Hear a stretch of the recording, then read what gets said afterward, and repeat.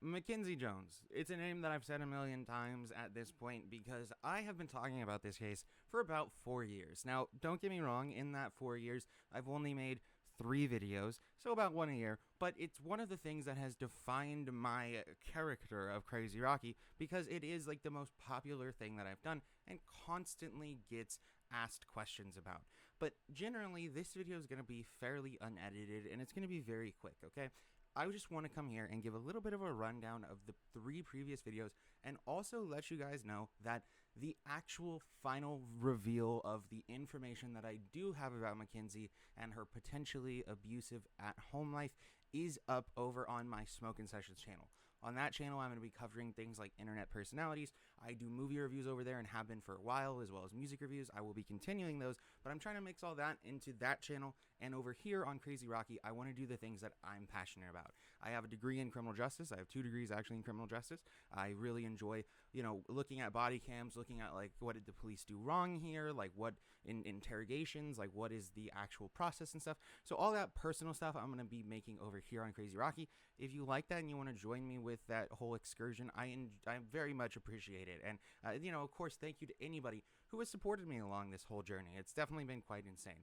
But this whole part is just to kind of condense information regarding Mackenzie Jones that I made a whole hour fucking thing on between all 3 of the videos.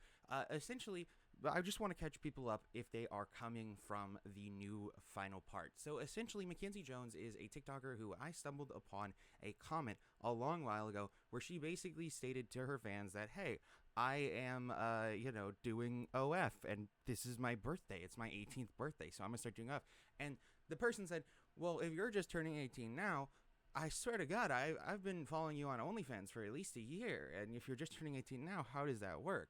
This triggered a full investigation on my behalf to just see what the hell was going on, because it sounded quite weird. And this was before it became very common knowledge that OnlyFans has a big problem with their content moderation in the sense that apparently you can use a fake ID and get away with it fairly easily. But nonetheless, what I did is I took a look into it and I found that she did indeed make content of explicit nature prior to the age of 18.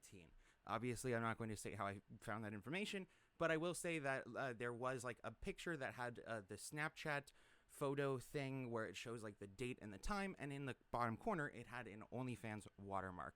Now, beyond this, I constantly got questions of like, did she get kidnapped? Why did she just leave all of a sudden? Because she just stopped posting to her OnlyFans. However, to me it seemed quite obvious. She probably just didn't want to do it anymore. She generally probably wanted to make a bag, made that bag, and then left. Recently, I've heard that she's been coming back doing a little bit more lewd content, nothing fully explicit, which, hey, maybe that's something that she was interested in all along, but having to do the explicit stuff was the only way she knew she could make, like, serious cash fast. Now, why, as a 17-year-old, do you need serious cash? 1, because you want to, but 2, usually it's just like you might be in a bad situation and you're trying to get out. So this is what I theorized, is that, hey, maybe Mackenzie is in a rough situation in her childhood life and wanted to start this because she had so many people, first of all, pressuring her, and that was a question that I asked, like, was she groomed by the internet in a way?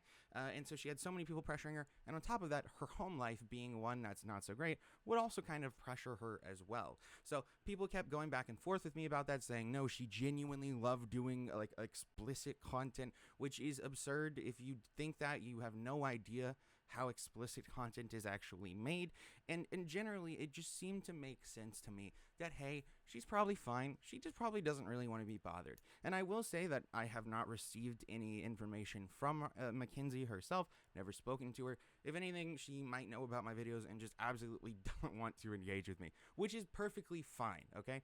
But so that's basically the story. I found this random comment, was like, what the hell is happening here? Went on over to see what was going on, discovered that she did indeed create content before the age of 18, and then on top of that, just kind of tried to look into where she is now, if she's okay, because people, again, were theorizing that, oh, she stopped posting because she got kidnapped, which was such a big leap. It's insane. Now, again, I know this is a short video and there are some details I'm sure that I'm leaving out, and I'm not here to like explore the arguments or whatnot.